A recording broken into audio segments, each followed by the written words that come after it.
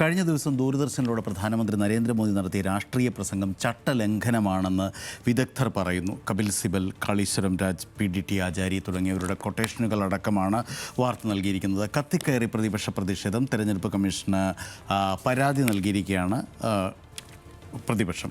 അതായത് ബംഗാളിലും തമിഴ്നാട്ടിലും നിയമസഭാ തെരഞ്ഞെടുപ്പ് പ്രചാരണം പുരോഗമിക്കുന്നതിനിടെ വനിതാ സംവരണ വിഷയത്തിൽ പ്രധാനമന്ത്രി നരേന്ദ്രമോദി ദൂരദർശനിലൂടെ പ്രതിപക്ഷത്തിന് നേരെ നടത്തിയ രാഷ്ട്രീയ കടന്നാക്രമണം തെരഞ്ഞെടുപ്പ് ചട്ടങ്ങളുടെ നഗ്നമായ ലംഘനമാണെന്നാണ് പറയുന്നത്. ഇന്ത്യൻ രാഷ്ട്രീയത്തിലെ വലിയ തകർച്ചയാണ് ഇതെന്ന് കപിൽ സിബൽ പറയുന്നു. കോടതികൾക്ക് ഇതിന്മേൽ നടപടിയെടുക്കാമെന്ന് എന്ന് നിയമവിദഗ്ധനായ അഡ്വക്കേറ്റ് കാളീശ്വരം രാജ് പറയുന്നു. തെരഞ്ഞെടുപ്പ് കമ്മീഷൻ പരിശോധിക്കണമെന്ന് ലോക്സഭാ മുൻ സെക്രട്ടറി ജനറൽ PDT ആചാരി പറയുന്നതടക്കമുള്ള പ്രതികരണങ്ങൾ കൂടി ചേർത്താണ് മാതൃഭൂമി വാർത്ത നൽകിയിരിക്കുന്നത്. ഒരു രാജ്യത്തിൻ്റെ വ്യവസ്ഥാപിത സംവിധാനങ്ങൾക്ക് എതിരായി തിരഞ്ഞെടുക്കപ്പെട്ട ആ രാജ്യത്തിൻ്റെ ഭരണത്തിൻ്റെ മേധാവി തന്നെ പ്രവർത്തിക്കുന്ന ഒരു സാഹചര്യം എന്ന് വേണമെങ്കിൽ നമുക്കിതിനെ വിലയിരുത്താം.